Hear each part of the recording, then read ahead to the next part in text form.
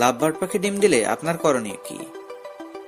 ডিমগুলো থেকে যাতে সঠিকভাবে বাচ্চা উৎপাদন হয় এবং সর্বোচ্চ পরিমাণ বাচ্চা উৎপাদন হয় তার জন্য আপনি কি কি স্টেপ ফলো করতে পারেন সেটাই দেখব আজকের ভিডিওতে। সো আসুন শুরু করি।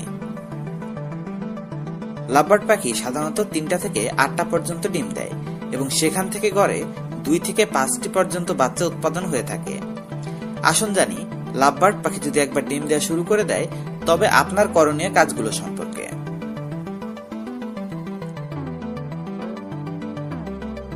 প্রথমে রয়েছে হাড়ি বা ব্রিডিং বক্সের ভেতরে যাতে কোনোভাবে স্যাঁতস্যাঁতে ময়লা না জমে এটা নিশ্চিত করুন। অনেক সময় পাখির পায়খানার কারণে হাড়ির ভেতরে অনেক বেশি ময়লা জমে যায়। নরমালি যদি শুকনো পায়খানা জমে তবে খুব একটা সমস্যা নেই, কিন্তু যদি এই পায়খানাটা ভেজা হয় এবং ডিমের উপর লেপ্টে থাকে তবে ডিমের ভেতরে থাকা পাখির ভ্রূণ শ্বাস নিতে পারে না। ফলাফল হিসাবে পাখির ডিম জমাট বাঁধার আগেই নষ্ট হয়ে যায়। তাই প্রথম টিপসটি হলো অতিরিক্ত পায়খানা জমে গেলে সেগুলো চেষ্টা করুন বের করে ফেলার। তবে অবশ্যই ডিমে হাত দেবেন না, অন্তত পক্ষে আপনি যদি অভিজ্ঞ না হন তবে ডিমে হাত দেওয়া ঠিক হবে না। ডিমে অতিরিক্ত নাড়াচাড়া হলে ডিম নষ্ট হয়ে যাওয়ার সম্ভাবনা থাকে। এক্ষেত্রে হাড়ির ভেতরে থাকা মলগুলো ডিমে টাচ না করে পরিষ্কার করে দিতে পারলে সেটা বেটার। তবে ডিমে ময়লা লাগার সম্ভাবনা আপনার কমে যাবে। যদি এই ময়লাগুলো শুকনো হয় তবে তেমন প্রবলেম নেই, একটু খেয়াল রাখলেই হবে। পরবর্তী টিপসটি হলো খাঁচা নাড়াচাড়া করবেন না।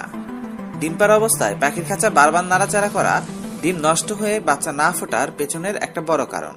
আমাদের মধ্যে অনেকেই আছে যারা দিনের বেলা পাখির খাঁচা বারান্দায় অথবা বাইরে রাখি এবং রাতের বেলা খাঁচাগুলো ঘরের ভেতর এনে রেখে দেই। নর্মালি যখন আপনার পাখিগুলো ছোট এবং কোনো ডিম বাচ্চা করছে না তখনের জন্য এটা ঠিক আছে, মানে আপনার পাখিগুলো নর্মালি কেবল আপনি জোড়া দিয়েছেন এবং এখনো ডিম বাচ্চা করেনি, এই ধরনের পাখি হলে ঠিক আছে। কিন্তু আপনার পাখিগুলো যখন ডিম বাচ্চা উৎপাদন শুরু করে দিয়েছে তখন আর আপনি ওদের কাছ থেকে এগুলো বারবার নাড়াচাড়া করাতে পারবেন না, মানে ওদের খাঁচাকে তখন আর নাড়াতে পারবেন না। এতে ডিম নাড়াচাড়া লাগে, ডিম থেকে বাচ্চা হওয়ার সম্ভাবনা কমে যায়। অনেক সময় পাখি ডিমে তা দেওয়া বন্ধ করে দেয়, তাই আপনার পাখির খাঁচাগুলো যেখানে রয়েছে সবসময় সেই জায়গাটাতেই রাখুন। এরপর রয়েছে খাবার দাবার। ডিম দেওয়া অবস্থায় লাভবার্ড পাখির খাবার দাবারে কিছু স্পেশাল পরিবর্তন আনা দরকার। যেমন ডিম পাড়া অবস্থায় আপনার পাখিগুলোকে কমপক্ষে 2 থেকে 3 দিন এগ ফুড প্রোভাইড করবেন। এগ ফুড তৈরিতে মুরগির ডিম, পাতাকপি, গাজর, বিভিন্ন শাকসবজি, অঙ্কুরিত বীজ এগুলো খাওয়ানো হয়। শাকসবজির পাশাপাশি আপনি গাজর, তুলসী পাতা, পুদিনা পাতা, সজনে পাতা এগুলো ব্যবহার করতে পারেন, তবে পালং শাকটা অ্যাভয়েড করবেন। যখন আপনার বাসায় যে সবজিগুলো থাকবে সেগুলো দিয়েই এগ ফুড তৈরি করে আপনার পাখিগুলোকে খাওয়ান। কিছু সতর্কতা রয়েছে, যেমন সিম, টমেটো এবং লেটুস পাতা, বিশেষ করে আইসবার্গ লেটুস, এই 3টা জিনিস পরিহার করতে হবে এবং পালং শাকটা পরিহার করতে হবে, কারণ এগুলো কিছু কিছু কন্ডিশনে পাখির জন্য বিষাক্ত হয়ে ওঠে। তাছাড়া লাভবার্ড পাখির সিড মিক্স দেওয়ার সময় এটার পরিমাণও বাড়িয়ে দিতে হবে, কারণ ডিম পাড়া অবস্থায় পাখি স্বাভাবিকের থেকে বেশি খাবার খায়। আর ডিম পাড়া পাখির জন্য ডিমের খোসা শক্ত হওয়ার জন্য এবং ডিম পাড়ার ফলে পাখির শরীরে ঘটে যাওয়া ঘাটতি পূরণের জন্য ক্যাটেল ফিশ বোন অথবা মিনারেল ব্লক সব সময় খাঁচার ভেতর দিয়ে রাখতে হবে। অনেকেই এই মিনারেল ব্লককে সাগরের ফেনাও বলে থাকে। এগুলো পাখির খাঁচায় দিয়ে রাখলে পাখিরা এগুলো খাবে এবং তাদের শরীরে ক্যালসিয়াম ও অন্যান্য খনিজ উপকরণের ঘাটতিগুলো পূরণ হবে। এরপর রয়েছে পুরনো বাচ্চা সরিয়ে ফেলা। আগের বাচ্চা থাকলে সেগুলোকে সরিয়ে ফেলুন। পাখি যদি পুরনো বাচ্চা থাকা অবস্থায় নতুন করে ডিম দিয়ে দেয় তবে সে আগের বাচ্চাগুলোকে মারতে থাকে। যদি শুরুতে আপনি সরিয়ে না দেন তবে মা পাখিটা একটা সময় খুব বেশি পরিমাণে ঝামেলা তৈরি করবে। তাই ডিম পাড়তে দেখলে সাথে সাথে পুরনো বাচ্চাগুলোকে সরিয়ে আলাদা খাঁচায় দিয়ে দিন। যদি বাচ্চাগুলো একেবারেই ছোট হয় এবং নিজে থেকে খাবার খেতে না পারে তবে বাচ্চাগুলোকে বের করে খাঁচার ভেতর আলাদা একটা মাটির মটকা দিয়ে তার মধ্যে বসিয়ে রাখবেন, যাতে বাবা পাখিটা ওই বাচ্চাগুলোর যত্ন নিতে পারে।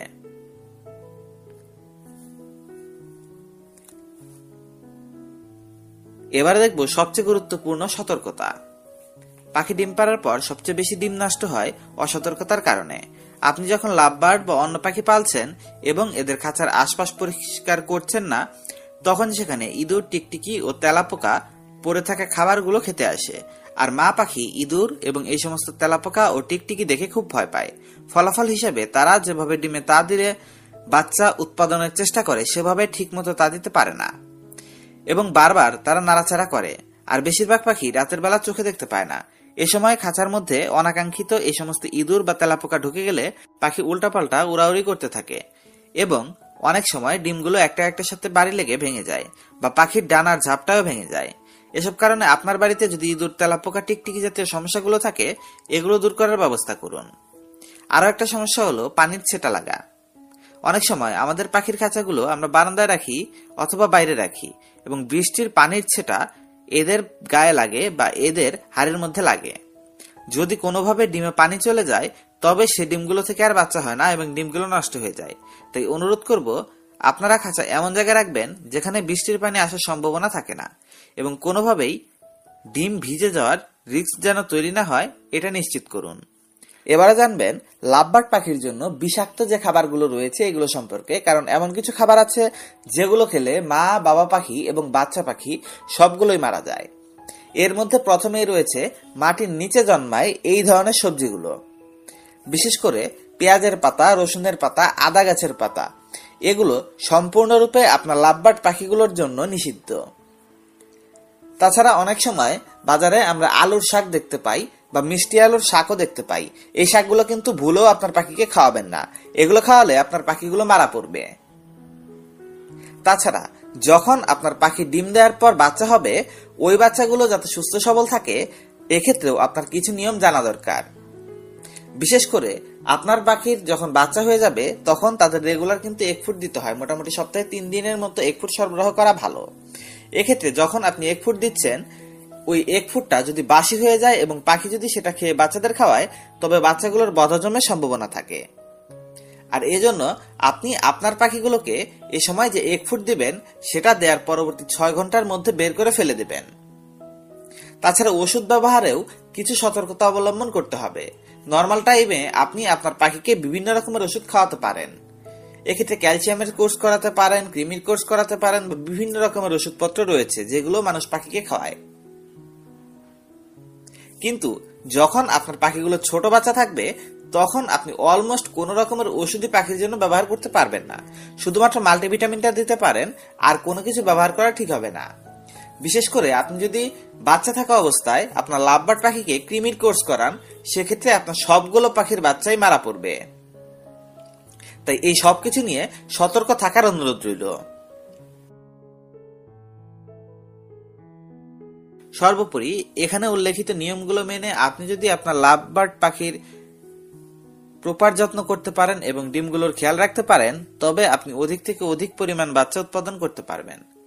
ভিডিওটি যদি আপনার কাছে এতটুকু উপকারী মনে হয় চ্যানেলটাকে সাবস্ক্রাইব করবেন। আর ভিডিওটি ভালো